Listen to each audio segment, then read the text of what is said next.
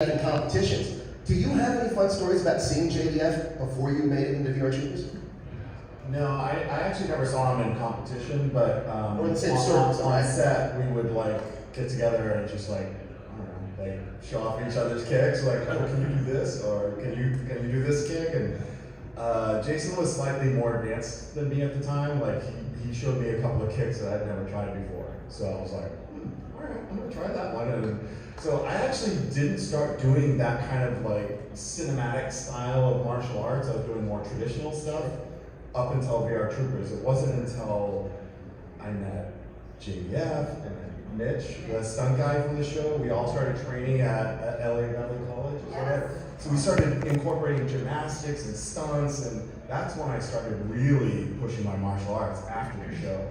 So I was actually disappointed at looking at my martial arts in the show. I'm like, oh, I got so much better than that. I look terrible on this show. No, you look fantastic. Compliment, but I was embarrassed about how low my skills were. Michael was great, right, on the show, right? Let's hear it. I've been watching the show on Hulu, and Mike, you're outrageous. Both of you guys together sparring. I'm just standing there going, I'm a dancer, clearly not a martial artist. But Mitch was my boyfriend, so he not only trained me, but beat my butt several times accidentally. I forget to duck and get the backhand in the face. He was really very talented with the martial arts. Mitch was very talented, I remember that. I have an extensive martial arts background, black belt 1 on Do and brown belt Valley 2 Do. And we were coming on the show, and I knew martial arts better than acting. And when I saw this guy on screen, who is this guy? Mike Bacon? Who is he? He put everybody to shame. His technique, his forms, his kicks, beautiful, just amazing. And then I had heard that Brad had very little experience, and the man looked twice as good as me on film. I can just tell you that. His martial arts is much better. Since we're all praising Michael Bacon, I just want to say I have no experience in martial arts. My daughter has more experience than I do. But I do remember I went to Michael to have him teach me some moves that I did very poorly. But yeah, you were training me in between scenes. And I want to thank you for taking the time to put up with me. I love that. Things here. I don't remember that, Aaron, but I remember. That's fair. You know, I remember I enjoyed hanging out with you on the show. I think you were really cool. There were times where I was like, God, that must not be the funnest thing to play someone who gets like picked on all the time. And, like, I don't know. I related to you a lot because I got picked on a lot as a kid, so that's why I got into martial arts. But thank you. Just to clarify some confusion here, I was Michael Bacon on the show, but I changed my name right after the show. My last name is now Hollander. It's my legal name and it's my family name. So it was my grandmother's idea. Her last name is Hollander, and she said, "You should change your name to Hollander." And I was like, yeah. Part of the reason why I got picked on a lot as a kid because I was a fat kid with the name Bacon. And so you can imagine, and I was one of the only black kids in school too, so I just got, picked on. I don't get the joke. Bacon. Look, Michael. I understand. Anyways. When I got the show, I was dealing with stuff like that too. What was crazy was we shot an episode. I think the first episode I shot on location. We were at a miniature golf place, and I had a window spanking me while I was stuck in that. And guess what? That was down the street from the high school I graduated from. So one of my high school bullies was actually at the miniature golf place watching me getting my butt spanked by a windmill. So there was a constant inner conflict like that I was going through because I was trying to be as funny as possible. But it was like I had no time to reconcile the stuff that I went through in high school and just sort of channeled that into Percy. It was not easy, but it was fun. I just can't believe anybody picking on or bullying you after seeing your moves on VR. VR troopers. Yeah. I'm terrified. I didn't take martial arts until I was 19. Wow. So I was, yeah. So in high school where I grew up, like nobody did martial arts because it was considered like, oh, you gotta learn how to fight because you don't know how to fight. So you gotta learn how to kick. Bacon, porky fat bacon. Like I got it all. So. Wait, 6 years you learned how to be that good? Because most people would take martial arts for 20 years. That's right. You learned that's a quick. Is everybody doing the math? Well, I was doing it full time. So what happened was my instructor, and long story, but we had several schools. One of the instructors got arrested, put in jail, and they gave me the school. Oh wow. So I had my own karate school for like 5 years. And so I was night and day just training. So Well, that's why I learned so much. I think it's such an inspirational journey that you went from being a bully now to being an inspiration for so many. I wasn't a bully. Sorry, I meant that's what I'm saying. Not being a bully, being bullied. Sorry, being bullied to being an inspiration. That's what I meant to say. It was pretty impressive. Yes, let's clarify. He is not a bully. Next question for you guys. Next quiz question is: Jason David Frank's character's name in Cybertron was A. Adam Steele, B. Ryan Steele, or C. J.B. Steele? A. Adam Steele, B. Ryan Steele, or C. J.B. Steele?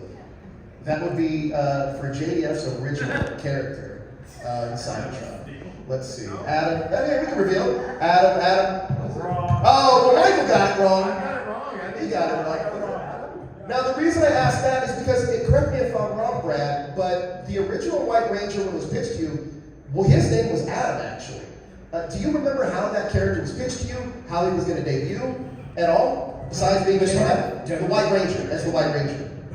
Do you know how the character was pitched to you? How you were supposed to debut as the White Ranger? Did it get that far in the process? I don't know. I mean, our interaction and like basically me being the White Ranger and him being on Cybertron VR Troopers, that thing just did this. Sure. It just, came so close to being real, and then all of a sudden I was just on VR Troopers and he was the White Ranger. It just, But you were also on Power Rangers Zeo as the original Gold Ranger. Yeah. I think the definitive Gold Ranger, if that's just me speaking.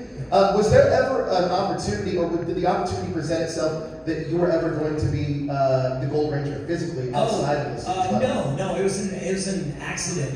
We were talking about the production studios is downstairs and upstairs is all ADR. ADR was so much more fun. I'll be honest with you. When you go upstairs, like Scott and all those guys up there doing these voices, and Michael, and it was just a party upstairs. Weren't they Everybody had a good drinking time. too? Most of the time. That's how they got through the day. So we go upstairs, but and I just remember one day they had pulled me aside and they said, "Hey, we got an idea. Are you interested? We've already started this new character on Power Rangers Zeo, and we don't have the actor picked out yet. We don't have that person picked out for the role, but we got to go live. Like we're about to air this episode. It's already edited, and we don't have the actor, and we need a voice." They were like, "Would you mind just subbing in?" And I was already upstairs, and I was pretty cheap labor back then, so they were just like, "Hey, here's a free voice. Let's use this." And it was funny. I think upstairs they go, "Nobody's gonna know it's Brad Hawkins," and everybody knew it was Brad Hawkins. It was just they were like, "Ooh, now he's gonna be the Gold Ranger." Oh my God. God, Hawkins, the Troopers is going to be the new Gold Rangers, all this stuff, and I was just like, I just went in there and did a free voice for like whatever 6 or 7 episodes, and that was my segue into the Power Rangers franchise was just through the voice of the Gold Ranger. So it's funny, I was the alpha. Yeah, absolutely. I think it's definitive Gold Ranger personally, but that's just me. All right, I think this one's a little bit harder. Maybe you guys won't think it is, but Percy was a Vulcan Skull type of character, all rolled into one. By the way, you were great in physical comedy, my friend. Hold on. I want to say something about Sure. that before you ask. Yeah. There is a man here named Al Winchell who was a director on our show, and I have to credit him for teaching me some references for physical comedy. He's the person who told me about Dick Van Dyke, Jerry Lewis, like certain references to study to really be able to get the physical comedy across, to be able to do the balance between just flat out hurting myself and actually trying to deliver the comedy and the timing. So, thank you. Thank you. That, yeah, such an incredible job. Thank you. Yes, absolutely. The directors here in the front row. We got a full VR Trooper 2 directors out here. So the question I have for you guys is, originally, Percy wasn't who he ended up being in VR Troopers. There were two characters named Elmo and Scuzzy when JDF was doing the show. Which famous Scream actor played Elmo in Cybertron? Is that A, Matthew Lillard, B, Jamie Kennedy, or C, Skeet Ulrich? Let's see. It's guess. It's okay.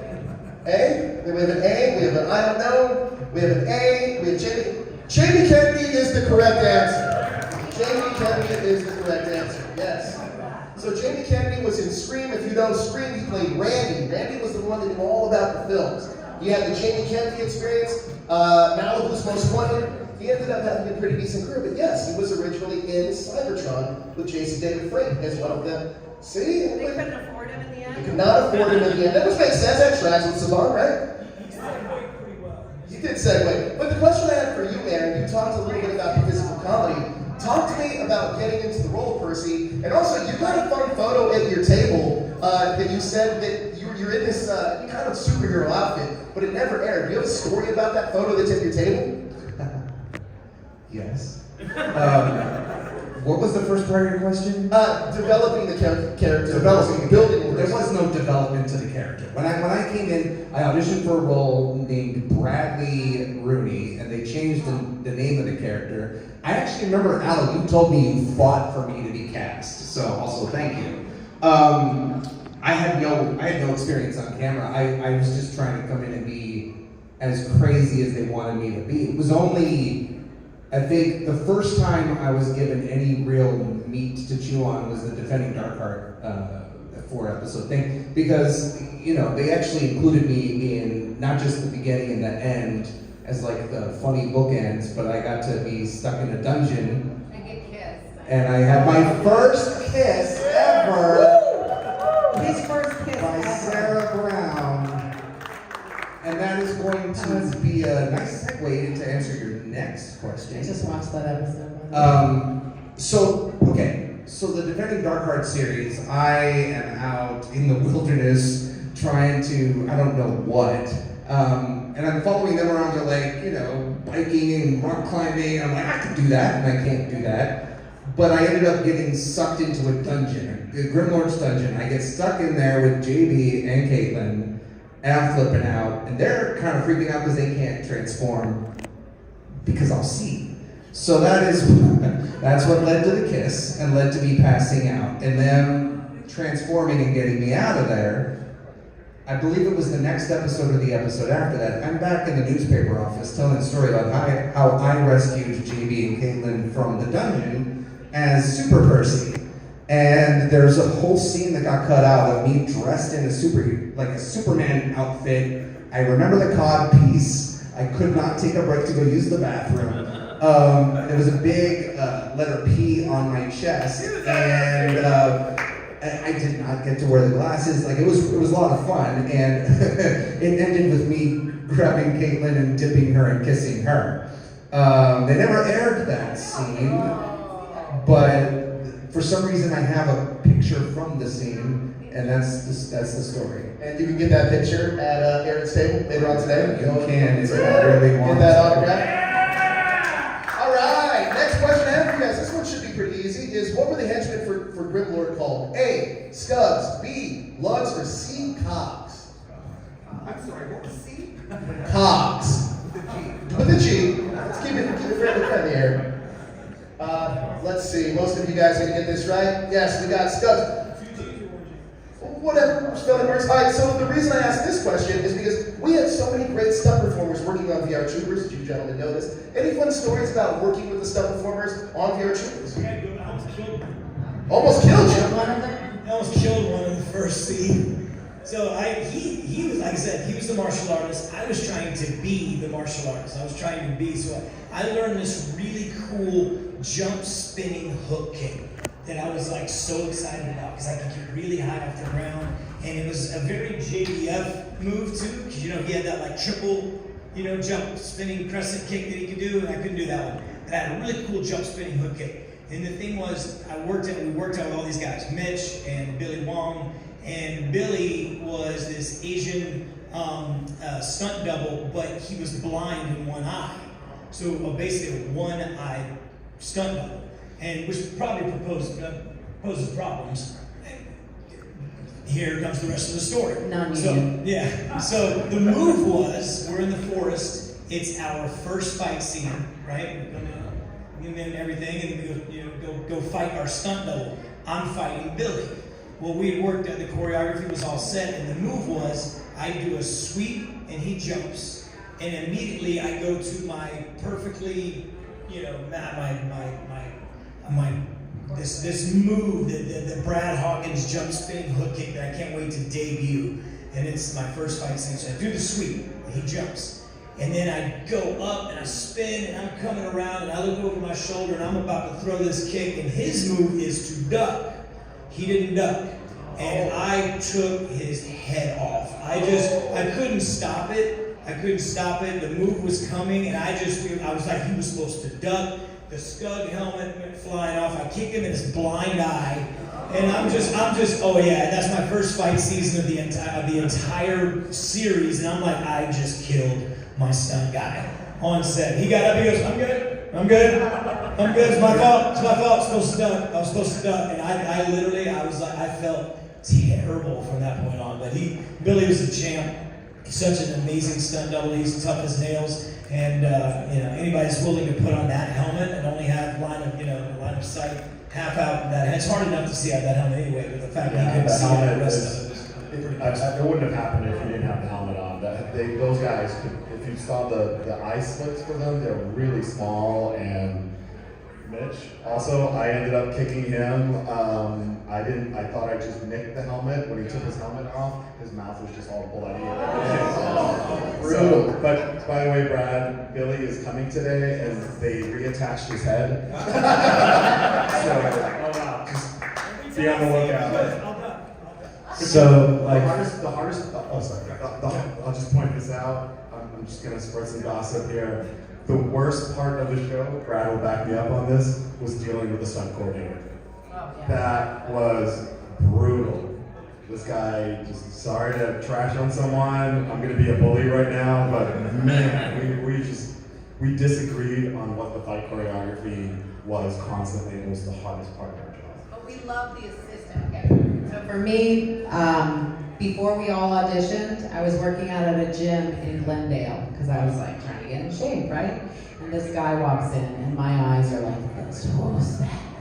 I'm jogging on the treadmill. I'm jogging on the treadmill. Please talk to me. Please talk. And I'm on the treadmill. It's very awkward. Of course, he doesn't talk to me because I'm running on the treadmill. And I leave, and 3 months later, I'm in Cross-World City, essentially, and we're introduced to the main stunt coordinator, who none of us ended up really getting along super well with, and then the assistant stunt coordinator walks in, and it's the guy from the gym.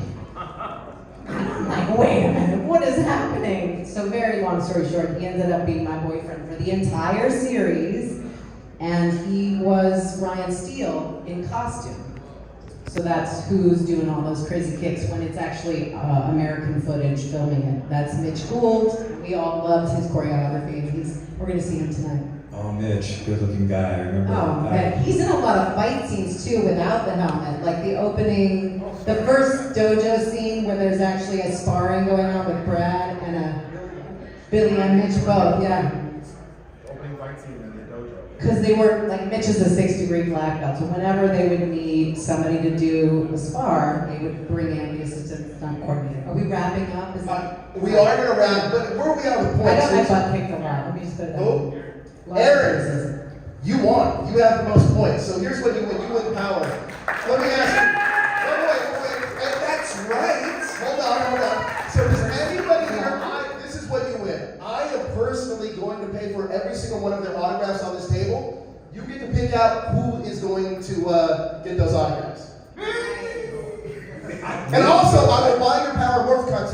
for 2026. So, who are we giving this to? Aaron, You're giving Power Morphicon tickets 2026 Well, that's what the the audience? somebody in the audience. Amazing. All right, hold on. I'm looking. Okay, I gotta go with the guy with the gem doll. All right, Andrew. There we go.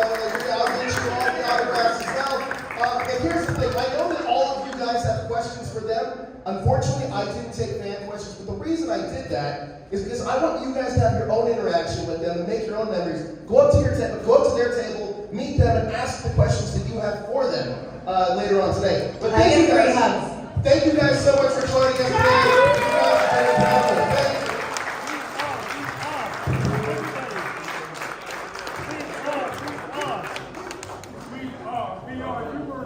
Thank you.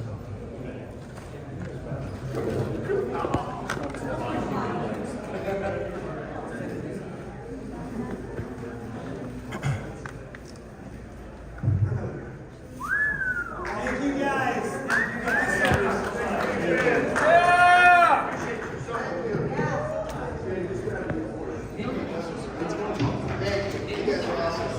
It was full before.